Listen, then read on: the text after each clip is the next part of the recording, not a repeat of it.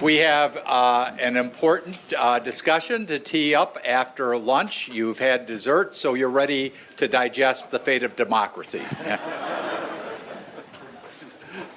To moderate this panel, we are turning to one of the early founders of the faculty at GPS, one of our most famous scholars, indeed, of comparative politics and democracy, and of international political economy, including trade. And as we heard this morning, the intersection of the trends in the global economy and the bubbling up of discontent at the local level are fundamental forces that everybody is addressing in the world today. So it's appropriate that our own Professor Stefan Haggard moderate this panel, and I'm going to hand it over to you, Steph. I think I might actually stay seated if everyone can hear me. So my name's Stefan Haggard. I've been introduced. I've worked on democracy most of my career. And we really have a stellar panel here today, so I'm going to let them do most of the talking. But I'm going to frame a few things at the outset to get us going. But first, let me introduce our guests. Francisco Guerrero actually does democracy for a living. He's the Secretary of Democracy Promotion at the OAS, which, as you may or may not know, has a democratic charter and has been involved quite extensively in trying to monitor and support democracy in the Western Hemisphere. Enrico Letta is one of our partners in crime.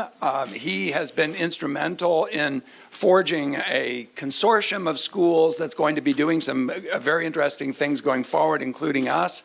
He's the dean of the Paris School of International Affairs at CIPO, and he also has the distinction of being the former Prime Minister of Italy, which we'll have a chance to talk about as well. And then finally, James Fallows, as you know, is probably one of the, if not the most distinguished American journalist. He's written extensively on China, but he's also been traveling the United States. And I'm going to talk to Jim about Tocqueville and America rather than what's happening in Washington. So now listen, I'm not as bad as some of my colleagues, but I can't help myself. I'm going to start by showing you a little data and making 3 quick points about the state of democracy in the world, and then we'll have a conversation and open it up. So here's the first thing I want to show. How you measure democracy, I'm not going to go into, but I want to focus your attention on this blue line here. And starting in 1974 in Southern Europe, with transitions in Portugal and Greece and then Spain, you had a beginning of what Sam Huntington called the third wave of democratization. Which followed on several prior waves in the late 19th and early 20th century, and then in between. And this spread to Latin America. By the end of the 80s, almost all of the Western Hemisphere, as you know, was democratic. Then we had these very dramatic events in the Philippines with the ouster of Marcos, and that was followed by democratic transitions in South Korea, in Taiwan, in Thailand. And then, of course, in the 1990s, you had this very dramatic upsurge as a result of the end of the Cold War, mostly in Eastern Europe. But what people also don't know is that, for example, the African continent, about half of African countries have some kind of functioning democracy at this moment.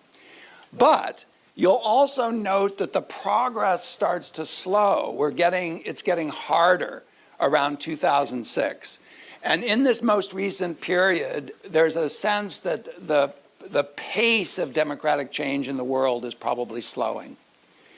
And it's slowing in part because while the number of outright autocracies has fallen, this dark line, we're now living with this cluster of states that we call competitive authoritarian regimes.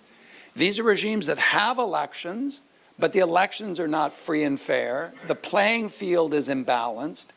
And what's most interesting about this second cluster of cases is that many of them came to power voted on by democratic majorities.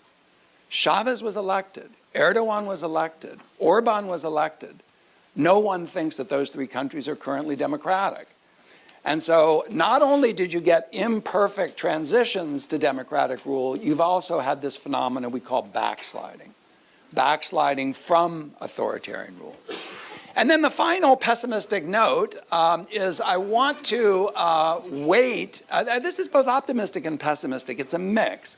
So what this shows you is the share of GDP in the world that's accounted for by these three classes of regimes. And the optimistic note is that the strength of the democracies, the weight of the democracies in the world remains very large, very substantial. And note that during that end of that third wave period, it hit almost 80% of the world economy. But since that time, it's been on a relentless downward slope. And what you see is that autocracies and competitive authoritarianism, competitive authoritarian regimes are gaining in weight. And of course, this is not just China and Russia. This is the array of competitive authoritarian regimes, the Turkeys, the Philippines, the Thailands that have been defecting. And these countries are interested in protecting themselves. And so we not only see that they have greater weight, but they're forming organizations, they're extending aid to one another in ways which are strengthening autocracy. So just like we have democracy promotion, we also are now seeing autocracy promotion. And the big five, prior to Venezuela's collapse, Iran, Russia, China, Saudi Arabia, have played central roles in this process, arguably. So that's the broad framing. And if I'd like to get Francisco back up here and the rest of the panel, I think that what we'll do is we'll just kind of entertain a discussion with each of these gentlemen for about 15 minutes, and then we'll take some questions from the floor. And Francisco, I'd like to start with you precisely because, as I said, you do this for a living, but also Latin America is the one region in the world that really almost completely democratized following the onset of the third wave. But now we've got Venezuela, we've got Nicaragua, we've got Bolsonaro's Brazil. We've also got even a case like Bolivia, which is populist, but isn't democratic fully. Can you give us a kind of state of play of the hemisphere as you see it? Thank you very much. First of all, I would like to start with a personal note, because if I don't say this, my wife is going to kill me. And I don't want to be killed when I go back to Washington, D.C. Let me tell you that I'm extremely happy to be here because 27 years ago, I was part of the fourth generation of the summer seminar that the UCSD Center for Mexican American Studies organized. And I was just married. I was in my honeymoon. So to be honest, if the school, the GPS, has survived for 30 years, my marriage has survived also for 27 years. So I would like to thank UCSD because of that. Peter, thank you very much. My dear friend, Rafael Fernandez de Castro, who's doing a great job at the Center of Mexican American Studies, it's a pleasure to be here. Having said that, so I'm safe with my wife now. Having said that, I would like to mention that I can see 2 or 3 features that are worrying.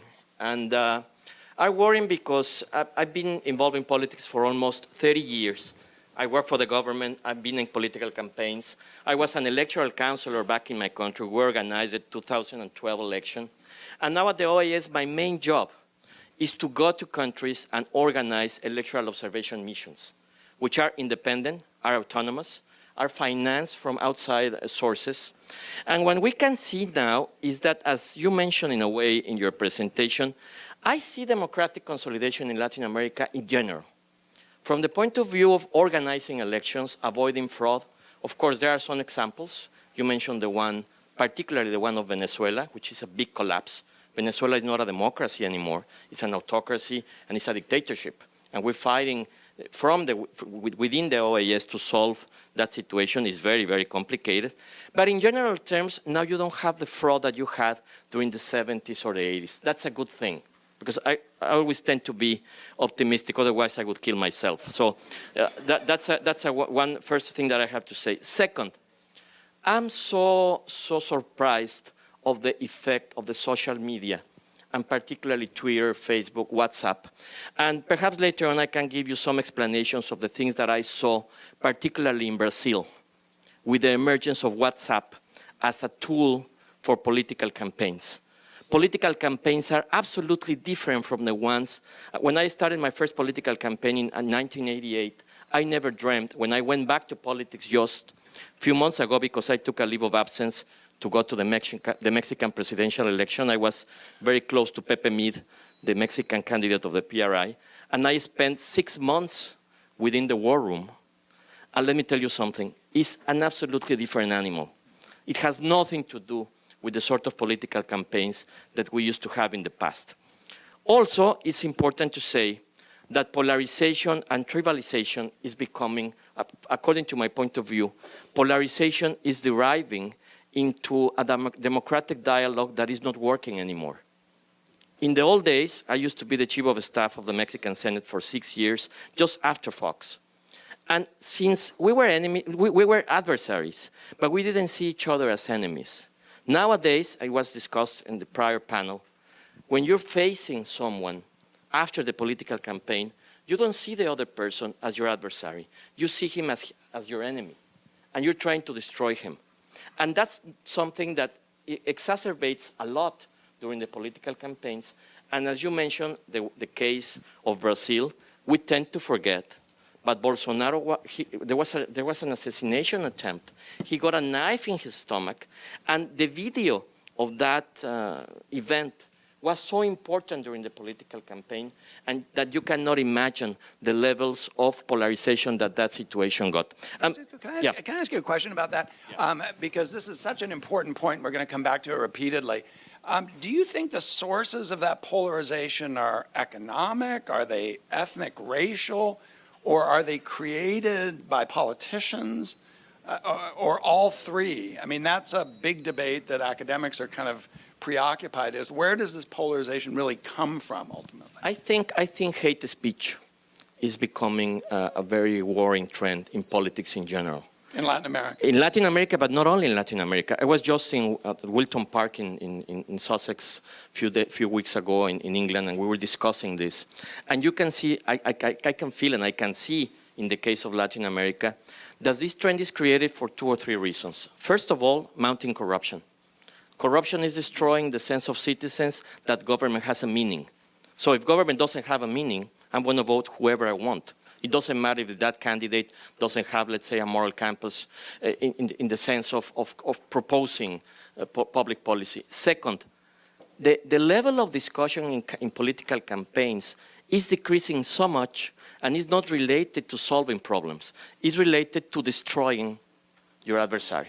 So that situation, I think, is creating a lot of problems, and essentially, and with this I will finish, according to my experience in the political campaign in Mexico, the battles that are being given in Twitter, in Facebook, and now in WhatsApp are so nasty that do not have a sense of purpose in the main core of democracy. Democracy is supposed to be a system of government for solving problems, for creating opportunities for people. In the case of Latin America, the main problem is inequality. And if you don't solve inequality through elections, what you're getting, and I will finish with that, is that you are electing populists, and these populists not necessarily have an agenda, a public policy agenda, and all of us who have studied public policy and who went to a university and tried to study a PhD and these kind of things feel very, very strange when you see this kind of language among candidates. Well, let me turn to another issue, which is what outsiders can do. Our experience with actually trying to change regimes is not very good. But that still raises the question of whether we could do more to support democracies that already exist, rather than trying to create some de novo. You mentioned election monitoring as quite crucial, and I really want to underline the importance of that because it gets to the credibility of the political system. But what else can outsiders do? What is the OAS doing to enforce the democratic elements of the OAS Charter? I think the main answer to your question, which is a very important one, is very much related to civic education. If you don't go talk to youngsters, to students, to develop the sense of duty that you have as a citizen in order to participate. And I'm telling you this because when I was mentioning the Mexican experience, since I started very young in '88, and I've seen a witness of what has been happening in my country, the new generation, for example, who are very much into social media, they do not recognize necessarily all the struggles that my generation and other generations had to suffer. And the reality is that political debate nowadays is very thin. It has no meaning in a way. You don't discuss solutions. So in that sense, I think that from the academic world, but also I think the intellectuals and journalism in particular, I think that fake news, this misinformation, and all these phenomena that we're living now, if we don't take journalism seriously, it's going to be very complicated to counterfact that situation. That's one of my main worries. From the OAS, what we're doing, and of course I would be happy to share with the university all this experience.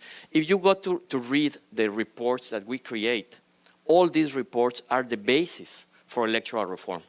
Mm-hmm. For example, in Honduras, we had a very problematic election. It was very complicated if you follow Latin American politics. It was a big, big mess. But fortunately now, the president, even if he got there in a very complicated situation, we're working with them to refurbish the electoral system through political reform. So, well, that's something that was said by the OAS report. If you read it, we mentioned that there was fraud. And, but you cannot stop on that. You have to continue. And the way that we do it is through cooperation, not only with the government, but with the political parties, because we share an extensive collaboration with political parties. Well, look, I'd be remiss if I didn't ask you about Venezuela, because here's a case where you've already had, a deep backsliding into dictatorship. What is the OAS? How is the OAS approaching the Venezuelan issue? Venezuela has been part of my life for 4 years. I was the last member of the OAS who had the chance to go and observe elections when I was a member of IFE in Mexico. I had the chance to see the last election of Chavez and then the following election of Maduro. And let me tell you, as you mentioned, in the case of Chavez, his last election, he won the election in a very narrow margin, but we could say that he had the majority. That situation has changed during the years, and the political rupture that we have suffered essentially with the arrival of Maduro, his permanence in government, but all the rupture of the democratic principles of the democratic chapter. If you go through the reports that we have created, in 5 minutes it's very complicated to explain, but there's no freedom of speech. There's no freedom for political association. The last election, Smartmatic, the company who carried out the electronic voting, recognized publicly that at least 1.5 million votes were rigged into the system. And now Venezuela is experiencing a political crisis that has divided the OAS. There are 18 countries within which the US has played, in this particular case, has played a positive role in leading with Canada, with Brazil, with Colombia, and with other countries. The possibility of two things. First of all, that Maduro should go. There's no way that he can remain in power because he has created a horrible crisis. Just I'm going to mention this piece of data that explains the size of the crisis in Venezuela. 3.7 million Venezuelans have fled the country. That's more than Syria in our continent. So he has to leave, and then we need to organize proper elections. And when I mean proper elections, we need a new institution, a new electoral commission that organizes the election. I wouldn't go back to electoral voting. I think that's not a solution for Venezuela. And of course, we need the return of these millions of Venezuelans who have fled the country, because we're suffering a humanitarian crisis. No electricity, no food. I was reading today more than 70,000 people have died just because of the lack of medical treatment in the last year. So that's an example of how things can go really, really wrong. And I will finish with one expression of Luis Almagro, the Secretary General, who, by the way, sends his regards. He would have loved to be here, but it was impossible because we had a council on Nicaragua today, so he had to be there. The bad thing about the bad practices in Latin America is that we tend to copy the bad practices, not the good practices. So all the things that we shouldn't be doing, when some politicians realize that are effective, they copy those instead of going with the structure of the democratic charter, which is, by the way, as you mentioned, This is an extraordinary document that not even the United Nations or other organizations have. Just to follow the Democratic Charter, which is a very tiny book with the essential guidelines of democracy, could be a big help for democracy in the continent. Well, thank you, Francisco. Let me turn to Enrico and talk about the European stage. Enrico, Berlusconi was a kind of Trump before Trump in a way. But now you really have some parties that look quite fundamentally different, the Northern League and the Five Star Movement.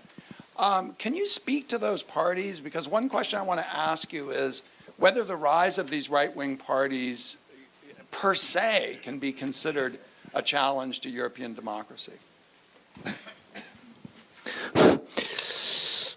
It's a very tough question for me. I'll try to answer by saying that,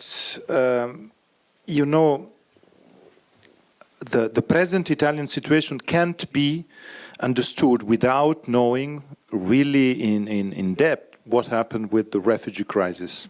I think the migrant crisis, refugee crisis was, at the end of the day, the true engine, the true starting point of what happened in Italy in the last year or in the last 2 years. And the refugee crisis combined with the financial crisis, we experienced, I think, the worst image and the worst situation of the financial crisis, because we were the only country, Italy, with a substantial financial crisis without asking any European help. We did, and we solved the crisis with our own money, without a program, without a European program. That was, I think, a very important, I would say, pride to say we are a founder of the European Union, so we don't need the help of the rest of the group. But at the end of the day, the two crises combined created a very bad outcome in terms of social responses. And the reaction of the people was a very bad one against Europe. Today, Italy is one of the most Eurosceptic countries. And that changed in 5-10 years. That was not the case before. Today, in all the polls, you have Italy, Poland, Hungary as the most Eurosceptic countries. And Italy was 10 years ago in the group with Germany, France, and Spain, the other countries, very pro-European. So it is the demonstration that in today's world, in 5 years, in 10 years, things can dramatically change. And the migrant crisis was completely under-evaluated within the European Union in the political consequences. I remember I was here 2 years ago. Thanks to Peter, Erwin invitation, I was so happy to be here. And we had a discussion on these topics at that time, 2 years ago. And I'm convinced that today, if you take all the changes we had in Europe, Brexit, Italy, Austria, the new cleavage east-west, that is, after 15 years from the enlargement, the first big fight, again, east-west, within the European Union. All these topics in Spain, Sunday, they will vote for a national vote, and the most important point will be the score of Vox, a new party, very pro-identity against migrants, and in Germany the most important result will be to follow what AfD will take at the elections, European elections in 1 month's time. So at the end of the day, the migrant crisis had an enormous set of consequences, and it was under-evaluated. And now we are in a I was saying, dramatic political situation in Europe because of this change, because of a very under-evaluated or mismanaged, complicated migration crisis. The migration crisis was in 15. It was 14, 15, 16. So now we are no more in a migration crisis.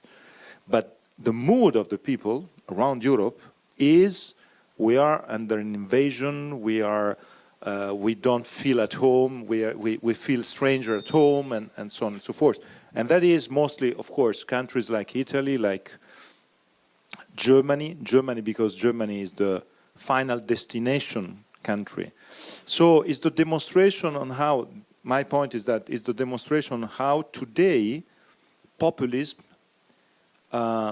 it is not, I would say, a fate. Populism is the consequence of mismanagement of very complicated issues that we are experiencing. And that was the case of migration, that is the case for migrations, but it is also for other issues. So in Italy you have this situation because the Lega Nord has one topic, the topic is anti-migrants. The Lega Nord today, so Salvini, who is at the top in the polls, is around 35% in the polls. He had 17% last year in the election parliament. His slogan, and please don't laugh, is Italy first. I think you heard something similar. And I say that also for one point, because we mentioned Trump before in this morning discussion. But I think here in the US, there's a big underevaluation of the importance of Trump in the domestic changes within the European Union. Because Trump is becoming an icon, a symbol, a flag for movements in Europe, within the European Union, taking the same symbols. It is not only Italy first. In the Netherlands, Wilders is saying Dutch first. In France, it's the same with Marine Le Pen. So there's a strong influence, and those people are thinking to be allowed to say things that before it was impossible to say. Now it's possible because of Trump. I say that because next year elections will be the most, here in the US, will be the most important elections in the world, and the result, I know that is not a matter of California or it's a problem of Wisconsin or Michigan or Pennsylvania, so please move to these countries. Enrico, he's making the case for purple, I guess. So, Enrico, there's just no question that the rise of these right-wing parties is associated with anti-immigrant sentiment. But let me ask you a different question, which has to do with the institutions of the EU itself, because one of the distinctive features of these parties is not only the refugee issue, which in some ways is similar to the United States, but this incredible hostility to the path that Europe has been taking since, pick your point in time, I guess I would say the Treaty of Lisbon. Can you say something about why this animus against the EU? Has the EU overreached in terms of its ambition, or? It is, I think it is the European Union, because the European Union is the symbol of integration and it is a symbol of cooperation. But I have to say that it is only because it's a symbol, not because of specific policies, because the slogan of these people are exactly the same slogans of allowed one candidate to become president here without being part of the European Union. I don't think that the US are part of the European Union, but the fight against Washington, D.C. was exactly the same fight of these people against Brussels. And is against Brussels in terms to have an enemy, to have a scapegoat, and to have something to fight against cooperation, integration, and the idea that you can solve problems in a cooperative way. But I don't want to end up with just pessimistic mood, because I am optimistic. And I say that because we are under pressure within the European Union, but in these very days, we are experiencing the best polls in terms of belongings to the European Union. Oh, And that is, for me, interesting. So the questions, do you want a Brexit in your country? The answers are today answers completely pro-European Union. And this is because of, I think, many different aspects. One is because Brexit is turning to a disaster. And it was not the case 2 years ago. When I was here, I remember, questions were on Brexit. And Brexit was à la mode, if I may say, in Paris style. Not a GPS, just for the record. But Brexit was a good brand, a very well-sounding Brexit, like Trump, Brexit, Trump. Italexit doesn't work. Italexit doesn't work. Well, let me ask one more question on Brexit and just pursue this a little bit. I spent 3 months teaching at the London School of Economics from January to March, and I was actually scheduled to leave the country on March 29th, which was Brexit Day by chance. And now we have the extension that Theresa May has secured, which means that basically a reformed UKIP party, the Brexit party under Nigel Farage, is going to contest the European elections. But can you speak to the question of the corrosive effect of Brexit on British politics? Because I was just struck by the dysfunction and polarization in that country. It's as bad as the United States. I really, and maybe even worse, because the long-term effect of leaving is not going to be reversed by an election. Can you speak to that? I think we can't have a panel on the fate of democracy without having a discussion on Brexit and democracy. Because Brexit and democracy today is a strong challenge for many reasons. One is exactly what you mentioned, the fact that the parliament in London is completely blocked on this decision, and the effectiveness, the way in which democracy works in reality is under pressure, is clearly under pressure, is becoming more and more a fake, more and more a joke, what is happening there. And it is not happening on general issues. It's very concrete issues. So there's one point that is the way in which the parliamentary democracy can apply a decision that the one that they took. But the second point, I don't know how much you are aware of this point, and I would like to spend 2 minutes because for me is crucial. Maybe you know that the last decision of the delay until Halloween night, so October the 31st, that is perfect as as timing, as timetable, is creating this completely crazy situation today. That is, probably, they have to be part of the next European elections, the British.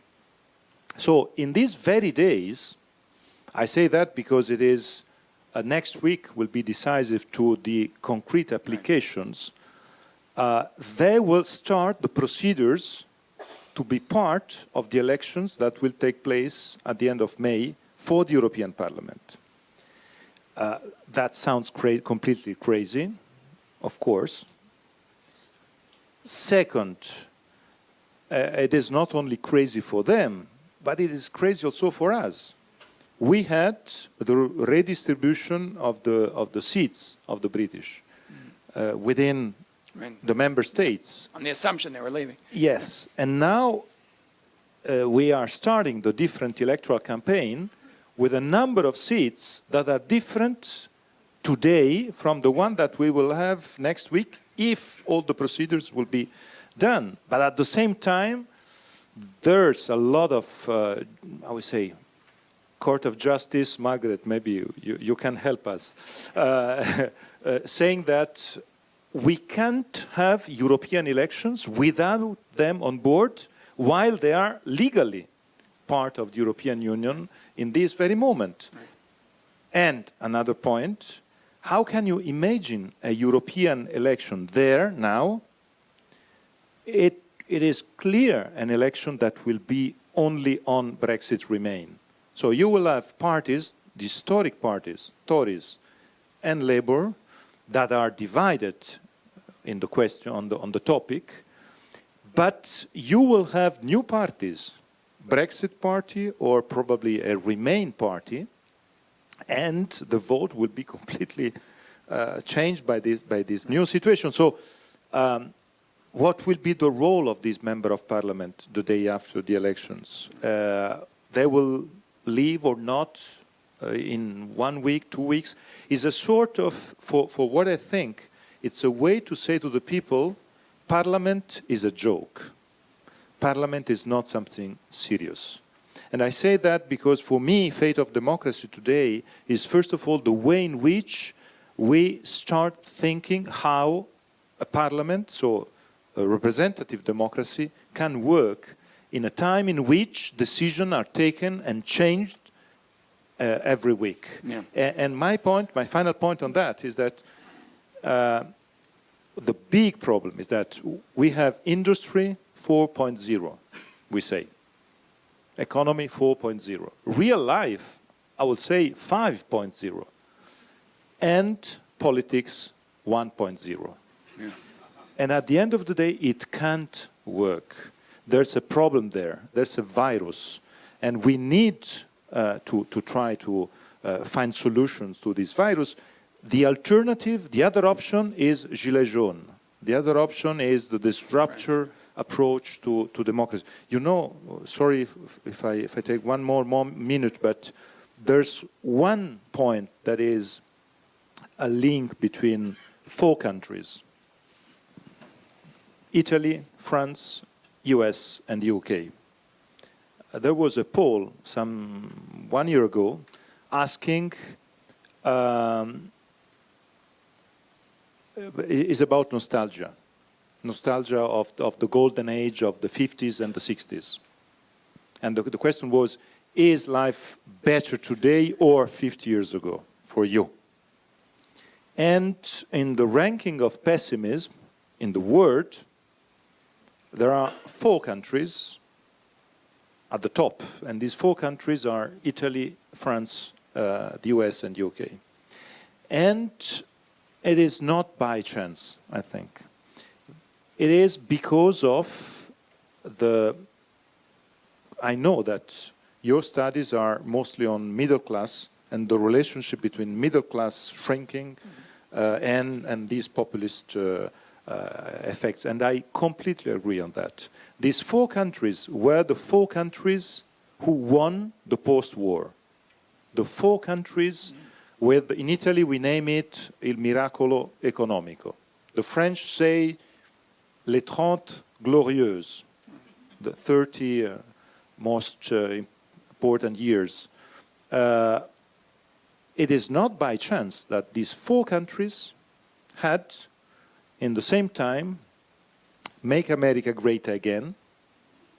It is exactly the response to this nostalgia. Brexit is another response to this nostalgia. The Italian vote and the Gilets jaunes. These 4 responses are the fear of the white men in these 4 countries. These 4 countries were the center of the world in the 50s, in the 60s. We created the G7. And when we created the G7, 4 out of 7 were these countries. Now these countries and these societies, these middle class, they feel to be déclassés, they feel to be in dire straits with a big fear for the future. So I think we have to react to this problem and we have to give answers to this problem. This is, for me, the key issue. The expectations of these people and the fact that these people today are in a fear. And the fear, I say, is the white men. And it is not by chance that the big changes in this class. You know, we were discussing about the European Union.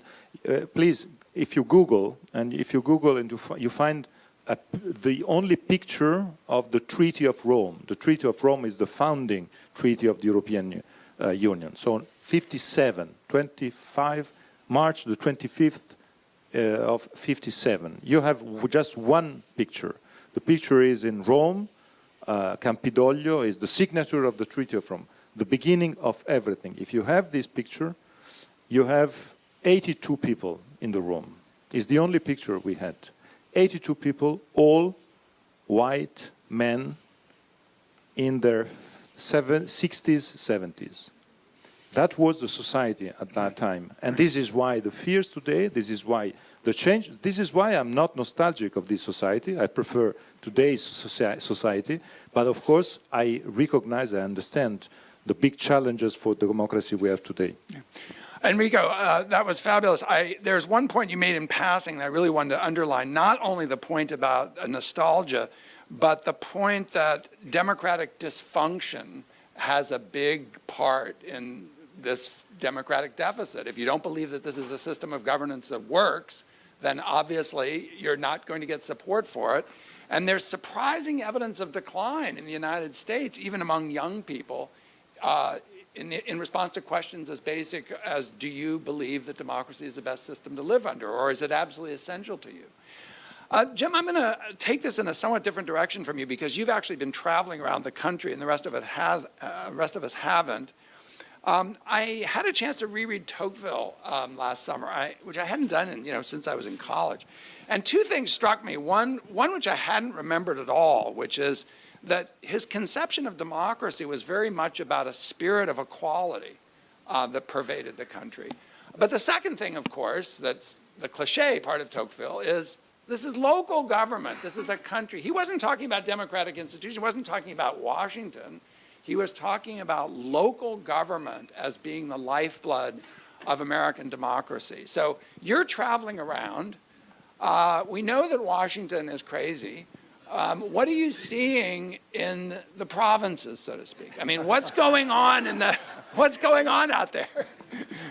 So thanks there. This has been so fascinating. There's so many things I would love to respond to. Let me just respond on one particular point, this question of whether presenting the European Parliament as a joke, presenting democracy as dysfunctional, whether that makes a difference. So now, almost 25 years ago, I wrote a book called Breaking the News. And the subtitle was How the Media Undermine American Democracy. And this was at the dawn of the cable news era. Fox News had just started operations then, et cetera. And my point was, it's the natural tendency of journalists who love politics and aren't really expert in things other than politics to present everything from a political game perspective. Trump has policy on North Korea. How will that affect the midterms? New scientific discovery. What will that mean for the Wisconsin, electoral vote or whatever? And that an effect of that was to make the general public, which was not as interested in politics, become cynical about the whole process. And I think there is, among the many things that have made national level politics in the United States potentially a failed state, which I will defend in a moment if you want, is the difficulty of the media of resisting that impulse, and way it's gone up 6 orders of magnitude since then. As the economic structure of the media is such that you want to sort of emphasize particular niche views and do it in a sort of hyperbolic way.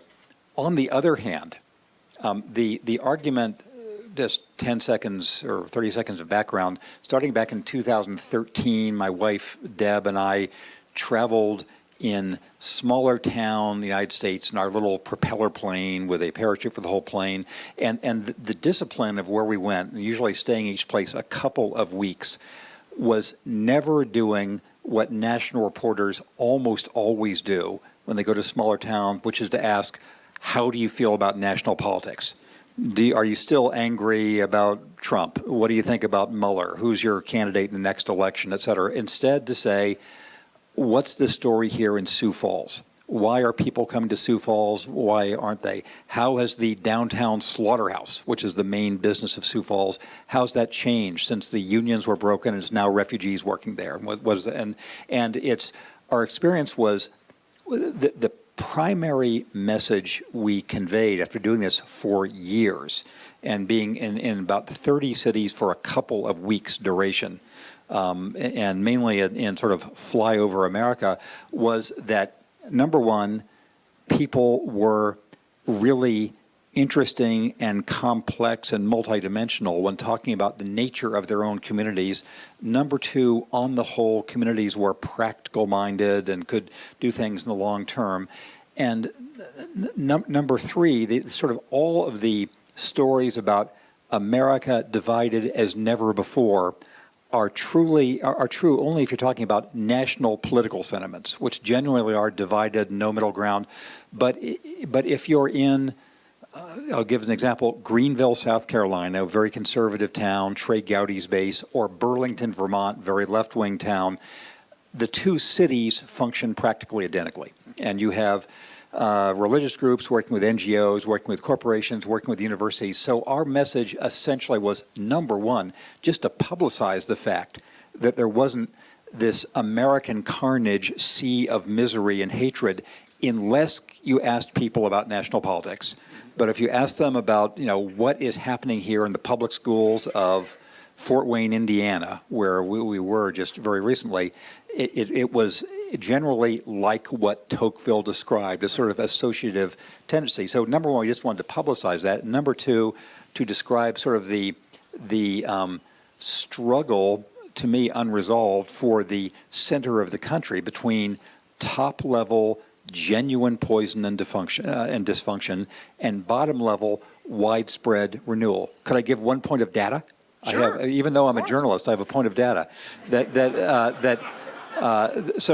were You're just allowed. You're allowed. we were just seeing this over the years, and then finally, about 2 months ago, AEI in Washington, conservative think tank, they had the results of a gigantic survey in the summer of 2018 of how people felt about the country and how people felt about their communities. And it found by, as you would expect, about 2 to 1, people were really pessimistic about the United States. But by more than 3 to 1, people in every part of the country, Appalachia, Mississippi, the Dakotas, every ethnic group, every income level, felt positive about where they lived.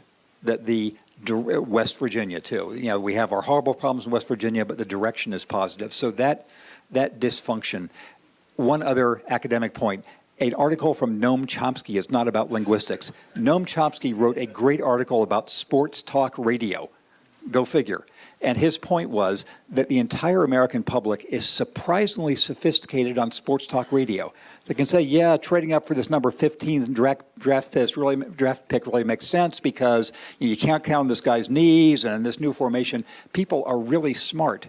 But when you ask them about national politics, they've been reduced to sounding like idiots just because of that's what's served up on cable news. So Noam Chomsky was saying, let's make America more like sports talk radio. And that's how people talk about their communities too. By the way, folks, that's the end of our panel. It's just all you have to do. But Jim, let me push you a little bit. How do you put these stories together? So I'm a compulsive reader of doom and gloom books. And these are written by incredibly sober people, okay? So let me give you some titles. Steve Levitsky and Dan Ziblatt, both at Harvard, How Democracies Die. Madeleine Albright, Fascism, try that one on. Tom Ginsburg and Aziz Haq, two great constitutional lawyers from the University of Chicago, How to Save a Constitutional Democracy. So coming at this from the other side, are all these pointy-headed intellectuals kind of overwrought? Yeah, these intellectuals. You got to get out with the real people journalists. No, but I mean, like me. Is this overwrought? Is this exaggerated, or is there risk? There are well-grounded reasons for concern about the American national governing system. My argument would be, number one, only a country with as much going for it as the U.S. has could stand our system of national government. Afford it. Yeah, it could afford it. Number two, we're working with a 225-year-old structure that's grossly out of balance. The founders of the Constitution would never have agreed on 2 senators per state if there were a 70-to-1 population imbalance in those days, as there is now. It was 10-to-1 when it was founded. national government has depended on norms which have been grossly violated in the last decade plus, from Supreme Court nominations to whatever you want. And the rules, in my view, are arguably not robust enough to withstand the strain being put on them. The pressure on the press is another factor, too. On the other hand, the U.S. has been in trouble during most of its existence. So maybe that's and it's been in worse trouble than this in the 1860s. But you could, I am not a structural optimist about U.S. national government. My argument is about the fabric of the United States at the local and regional level, and the question is how those two contradictions play themselves out. So you raised the question of institutional design, and I'm going to close on this.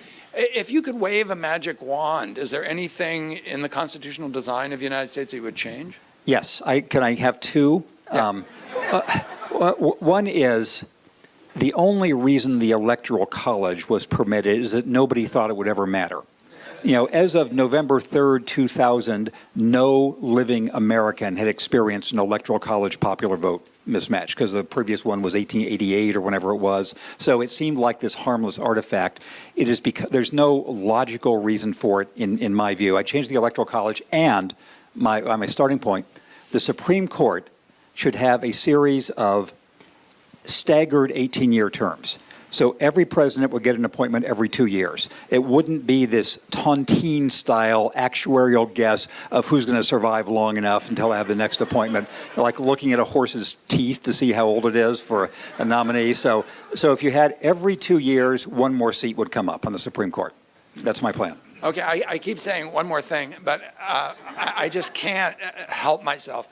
Can you say, do you have any responses to the Mueller report? I mean, I spent the weekend reading it. And let me explain, Yeah. by the way, let me Yeah. explain why I'm asking the question. Let me explain why I'm asking the question, because when we talk about the fundamental component, when political scientists talk about the fundamental components of democracy, the irreducible core is competitive elections. Second in line, very close, is the protection of basic core rights, particularly assembly and speech and association. But a third piece is this idea of horizontal checks on executive power, the fundamental features of constitutionalism, which prevent elected leaders from abusing their office. And volume 2 of that report is about obstruction. So stipulating, number one, I once worked for a Democratic president, so I have that in my background. But number two, I've had no party involvement for 40 years. I think the structural corruption of today's elected Republican Party will be studied historically either as something from which the national system did not recover, or something that the party sort of hit a crisis and came back. Here is why I say that. I know firsthand that 15 or 20 serving Republican senators know for sure, and will tell somebody as unreliable as me, that Trump is corrupt, unfit for office, losing his mind, shouldn't be there. They know that, and not a one of them will say that in public. And so they know that Trump is telling his people to ignore subpoenas, to ignore court orders, to do things that, if you put on the scale with the Benghazi investigation, or what was the Fast and Furious investigation that took up years, they're just not on the scale. So the elected Republican senators in particular right now, they know what they're doing is wrong, and they still do it. And that is a problem for us. Well, look, we've got a tremendous audience here. Let's just thank our panelists. I mean, this was really terrific. But let's try to get in some questions. And I'm sort of having a hard time. Let me start right here in the front, if we could get a microphone to you. And Diana Negroponte from the Woodrow Wilson Center. Enrico, European elections. The Brits took that referendum in 2016 not knowing what Brexit meant. They will vote again, I hope, on May 22, knowing what Brexit means. give them a chance to vote, to break out of the constraints of the traditional parties, and to vote on that one issue. It's probably their only chance. Feel free. I am among those thinking that we have to work until the final moment to give the possibility to the Brits to stay. So I think there are many possibilities for them to stay. There's the possibility of a second referendum, the possibility of withdrawing the Article 50. Now, the Article 50 is the procedure that they used. There's another option that is the no-way parking. The no-way parking is the today's option to say they can't have a solution, so the only solution is to apply Brexit formally, so to park the UK in the Norwegian situation. You know, Norway is almost a European member state without being part at the councils where we take decisions that they have to apply.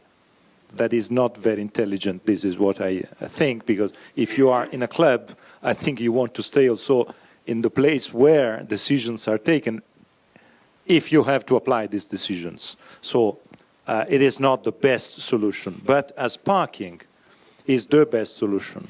To park there and then to be allowed by their system, I have to say, by their parties' agreement to have a second referendum, to say, is it good to continue like that? Or is it good to come back? Or is it good to go to another Canada Plus situation? All these options are open today. My point, personally, is that we have to help them to come back. And we have to help them to come back for one reason.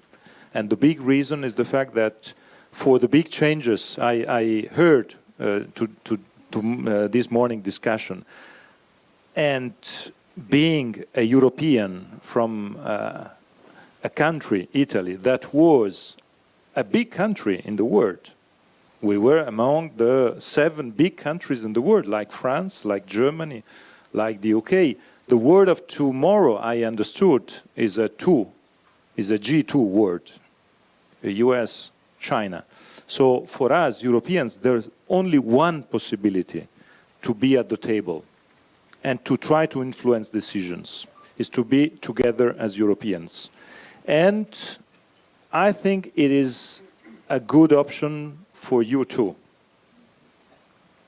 Because to have the Europeans at the table, it can be useful for environmental issues, it can be useful for trade issues, it can be useful for security issues. So, but the only way is to be together. And to be together, we have to be we need to have the Brits on board. This is why I'm one of the strongest supporters of having them on board. I know that in Europe there are a growing option, a growing position, that is to say, if we continue with this incredible fiction, that will create problem to the European Union as a whole. That will create problem to the credibility of this institution. You decided to get out, so now we have to apply the decision. If not, we give the signal and the sense of something that is not serious. But I repeat, personally, I am among those who want to keep them on board and to do whatever is possible to have them on board. Okay, let's see, over here, yes, please. This is for Jim Fallows. Jim, do you still share your concern that the media is undermining democracy? And more importantly, looking ahead over the next 5 to 10 years, which media organizations do you think will be the most successful and why? So thanks for asking that. I have, here's one point of personal privilege I should take. It's an era where we all have to be precise in any fact we express in public, as we know. So I'm going to go back and vague up something I said 5 minutes ago. I'll say that a significant number of senior Republican officials have expressed their deep concern to me. Well, you did say you were unreliable, Jim. So Yes, that's true. So I think I think there is a widespread sense of two things in the media. One is that in the light of the economic pressure on the media as a whole, there is some recasting of, as you well know, of how the business can do its job in a way that both makes it viable and makes it not destructive to the surrounding ecosystem. And I think there is one answer to your question of what will survive is the bet at the Atlantic, for example, is that a generation from now there will be 3 or 4 global news brands with the scale to last. And the Atlantic wants to be one of those, and that's why it's expanding so rapidly now. So I think there's the idea that at the top level, it's going to be a game of scale as everything else is. And then on the other level, I think there's also increasing awareness that local journalism is under extraordinary pressure and is extraordinarily important. And there's a whole efflorescence of experimentation on what to do about that. Partnerships of newspapers and radio stations, university-based news organizations. There was a story just yesterday, I think, in Bloomberg about all these local foundations that are supporting their news organizations. So I think that the current view on that is nothing will work to save local journalism, but everything might. And there's this sort of all fronts effort. So they're just trying to find what is the city by city way you can make an Appalachian news source and a Central Valley news source. So people in the business are aware both of their own problems and the side effects on society and trying to find a way to optimize solutions for both. And we can talk about it later. okay, I'd like to get some students in. Where are some of our students? Right here. About the 5th row. Are you one of our students or alumni? Okay. Yeah, go ahead. Rhiannon Kucharski, class of 2009. Nice to see you. Great. And thank you all. So I think the thing that alarms me the most about our democracy and others is lack of participation in voting, in particular in primaries. And I think the reason that we have such polarization is predominantly due to the fact that those of us getting out to the primaries are those most motivated kind of on either end. And so what are we doing about really motivating the vote and getting the young people and all of us out to the polls en masse instead of at like a 15% participation rate? Thank you. Jim, you want to take that up? Because I'd be curious to hear what you saw. You probably have the more timely data from I think the 2018 midterms were seen as a significant reversal of that, and we saw a number of communities. I'll give you one example: San Bernardino. In the vicinity here, you all know San Bernardino as a troubled place. I grew up right next door in Redlands. San Bernardino, one of the reasons for its bankruptcy was this just structurally flawed city charter, which paid its public servants on a wage scale matched to Palo Alto and Oceanside and all the rest, and they mobilized a lot of very young voters to turn out and overturn the city charter, which took a huge vote. And I think that we're saying in a session earlier today, when things get bad, maybe they turn around, and I think that increased turnout in 2018 was some indication of that. So we'll see whether that was a blip or whether it builds. Enrico, go ahead. Can I say one point on that? Because I just tell you the experience I had with my British students in Sciences Po in Paris. After Brexit, they were crying because of the result. And they were crying not only for the result, but also because they didn't vote. And you can imagine British students studying in Paris, they were not for Brexit, that's for sure. And discussing with them, I understood one point that is for me a crucial point. There's a generational divide that is related to the pre-social media and the post-social media period. Our generations, I grew up in the 80s, in the 90s, I started my political activity in university assembly with Tazebao, and it was, I had since the beginning the feeling that the most important political moment of my life was the vote, because my vote was won as the president of my country. And when I was saying what I think, or what I thought, I was telling to, I don't know, 50 friends or 100 people reading the small newspaper at the university I wrote. That was my audience. The moment of the vote was a real holy moment for me. I was there with the same influence of the president. Talking with these students, I had the feeling that today they know, through social media, every day they have the possibility to be more influential in terms of vocal activity, in what they say, in what they, having followers, having thousands of likes. And this point is crucial, because when you have a sort of, you mix the vote and the like, this is the crucial point of democracy, because the vote is not a like. First of all, because you can have a dislike, you can't have a disvote. Once you voted, is done. And at the same time, like is something that you give 100 times per day. But at the same time, that brings me back to my point about how to renew the representative democracy. We can't stay in a situation in which, in a framework in which people are allowed to vote one day and then for 5 years or for 4 years, silence. It is no more possible in the world in which every day people are tweeting or Instagram or are saying what they think. So how to involve them in participative, I would say, democracy fields, tools, this is for me the most important point.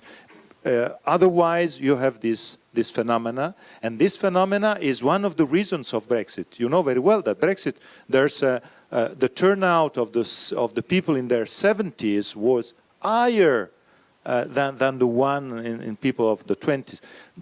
There's someone saying, it's not the joke, I heard scientific demonstration saying that the second referendum, for the Remainers, we need to wait some years.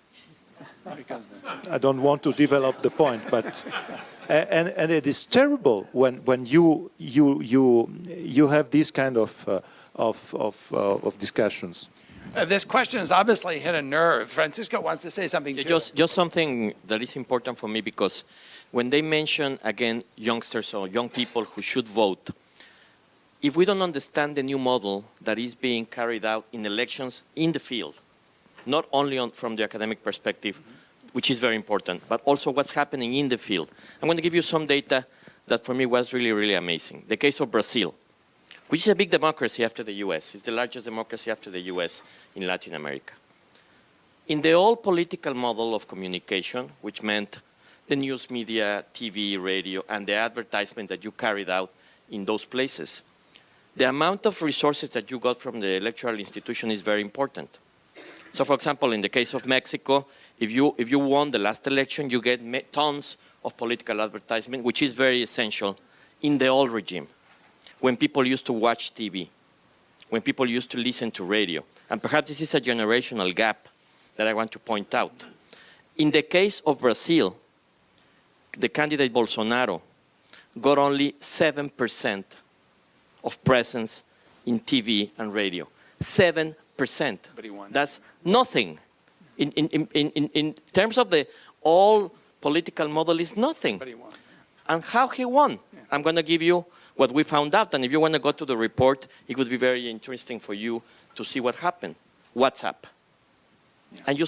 And you think, how the hell they got to carry out the information through a private network? Because in order to receive information from WhatsApp, you have to be a member of the group. Somebody has to put you in the group, or you have to join the group because you decide to do that. Mm-hmm. We're still trying to figure out how the political campaign managed to get into WhatsApp. And essentially, in the case of Brazil, the corruption of the PT and Lula and all what happened during years in terms of how corruption grew in that country was essential. The message was very basic. Do you want to continue with the PT kind of government, or you want to change? So it was not very complicated to do so. But many young people, through WhatsApp, which gives you the confidence that someone that you know, not through reading a paper, not through watching a TV report, which has many dangers. Of course, I won't go into the deeper analysis of that. That's one thing. And the second one, and this is something that I lived just a few months ago, and it was amazing for me. The old regulation of electoral institutions had some sort of things in Latin America who are part of the past. For example, on Wednesday, you have to stop political discussion. No TV, no radio. People have to go back to their houses, let's say, to put it in a way, and reflect Before the election. exactly on how they're going to vote. This kind of thing that in Spanish is called veda electoral or electoral silence doesn't exist anymore with internet, because you have Twitter, because you have Facebook, because you have WhatsApp. The election day when Bukele, the candidate, there was some doubt if he could win in the first round. That hadn't happened in El Salvador for many, many years. Always they go to a second round. The president of the electoral institution was very nervous because the candidate, he felt that he needed the support of youngsters in order to win in the first round.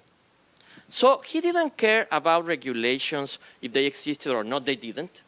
And he went public in a Facebook message, not on TV, not on radio, on Facebook. And he called their supporters in order to help him out to win in the first round. So the president of the electoral institution was very nervous, and he was trying to punish the candidate, but it was impossible to punish him, because he was doing the same, and all the other candidates were doing the same. So the reality is that we're still dealing with the practical part of democracy, which is elections, through a very old model that doesn't go along with the new trends that we're seeing in social media. I think social media is changing the game, and if we don't understand that for the next 25 years, I think we're going to be in trouble. And I end up with this. I remember an interview to President Trump just after he won the election. By the way, we observed that election. It was the first time in history that the OAS observed the election in the US, which was fantastic. I mean, for us, it was a big challenge because everything is so decentralized and it's complicated. But I remember this interview when a very serious journalist, a woman, I don't remember her name, but a very serious one of the top journalists, asked him if he could quit Twitter from his personal account. And he said, I'm not crazy to do so. I'm going to continue with my account because I have the possibility of direct communication with people. And I think that in order to get young people to vote, we have to make a better use of the social media, because the use that we're having now is very destructive. And there are some studies now. This is a trend that we're studying at the OAS, what's happening with social media and campaigns, because the whole game has changed dramatically. And in order to understand the trends of the future, the fate of democracy for the future, I think that's something that we need university centers to go into, because I think that's the trend of the future. Yeah. Well, you'll be heartened to know that this is one of the areas that we've been working on, and particularly there's so much data that's available there on Twitter and other social media platforms that can be used to talk about these kinds of processes of polarization. I'm going to take one more in here that I missed. Yes. And then, unfortunately, my minders are telling me that democracy has come to an end. So let's take one more question, and then we'll wrap up. Hi, my name is Margaret Wong. I'm class of 93, and I left GPS to go work in corporate America, and now I've moved to nonprofits at an organization called Facing History and Ourselves. And many of you are talking about elections and voting. I'm curious about your thoughts about, with the younger generation, creating the critical thinking to vote correctly, with moral character, with integrity, with empathy. And what about empathy? What about us seeing each other beyond the boundaries of our nations? There's so little investment in this now? You know, everybody has hunkered down. Migration is a concern. What are we doing to create for the younger generation this understanding across boundaries and to think critically about what they're being told on social media? Okay, I'm going to ask each of our panelists to give us 2 or 3 pithy sentences on this topic, which of course, as an educator, I love this question because this is what we think at least we're trying to do, right? James? That is a bigger question than I can deal with at this moment, sentence 1. Sentence 2, what I've personally observed is a number of schools in the American South trying to use the racial stain on their region's history as a teaching exercise for saying, we are here in Mississippi, we know what Mississippi has been, we black and white Mississippians need to confront our past to find some ways to have empathy for the future. There's a semicolon in that, so it's sentence 2. So sentence 3, I hope you keep raising this issue. Enrico, just a few words? It's a very complicated question. I have 3 kids, 10, 12, 14. Once I had the 2, 12 and 14, discussing between them, without knowing I was listening, saying that politicians are all corrupted. And then they saw me, and but Dad, keep it easy. We are not talking of you, because you are no more a politician. Perfect. Because I'm in academia now. Now you're okay. But it's just to say, I was then I engaged the discussion with them and tried to make possible for them to understand that it's impossible to give general approaches like that. But I tell you what I do, because I think there's a general problem, but we can have also small solutions. When I left my position as Prime Minister, I decided to join academia, and then I decided to create an NGO in my country, in Italy, focused on one point. Because I work in an institution, Sciences Po, is a very elitist institution at French level, at world level, and I know the limit of this elitist institution. I thought that there are millions of young people, thousands of young people, without the possibility to get this kind of education and with this critical sense. So I created an NGO asking people to take grants or to give money to people, young people, without the meanings to have an education at this level, and giving them the possibility with creating a faculty of friends. I have friends, former ambassadors, former European commissioners, or people, or ministers of my government, asking them, please give me 5 hours of your time. And I give this time for these young people. Young people without any possibility to have this kind of Sciences Po career. At the end of this period, I'm very happy because 500 people are trained in this, thanks to this NGO. I hope these people will be in active political mood. But I know that these people were without any possibility before. Now they have a possibility. So I think education at the end of the day is the most important point. Training is the most important point, and we have to give back. We, when I say we, also those like me who had a very, very happy political life, because I had the opportunity to meet fantastic people, to act, to be part of successes, or defeats also, but to be part of the life of my country. So for me, it was my dream when I was young. So I had the possibility to be part of this dream, and I think it's important for all of us to give back. Thanks, Enrico. Please, Francisco. I think it's a beautiful question.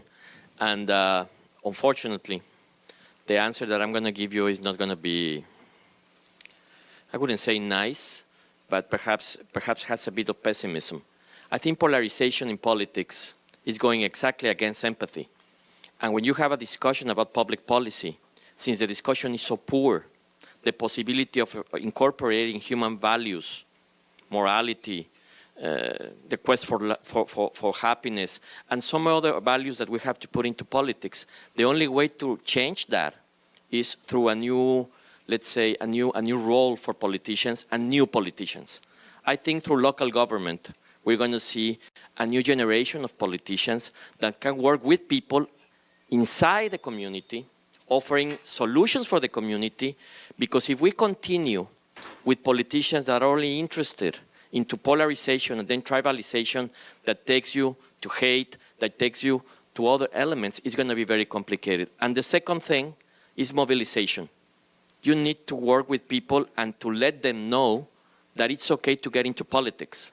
That even though it's considered a dirty business or something that has not much of a prestige, as he said, when I went back to Mexico to be a part of the political campaign, everybody told me that I was crazy, that it was incredible that I would leave an international organization to go back into the game. And I used to tell them, well, if we don't go back into the game, who's going to fight for ideals and who's going to fight for... We lost miserably. We ended up in third place. But let me tell you something. I feel very good with myself and my children because I had the chance at least to put forward my ideas. Time will tell what happens back in my country. I hope everything goes for well. But in reality, you have to encourage young people to change the situation, not only by criticizing or participating, but by putting forward the example. And the social networks, particularly WhatsApp, particularly Twitter, Instagram, and many other issues, can be a tool in order to engage young people into politics. So I would like to finish with that. Okay, well, I'm an educator, and I get the last word. Before Peter gets up. So I have two things to say. One is, I think most of us who teach believe that we spend a lot of our time teaching people about the world and teaching them skills, but in fact, we're trying to teach them how to think. And so a piece of what we do has to just do with the belief and reason.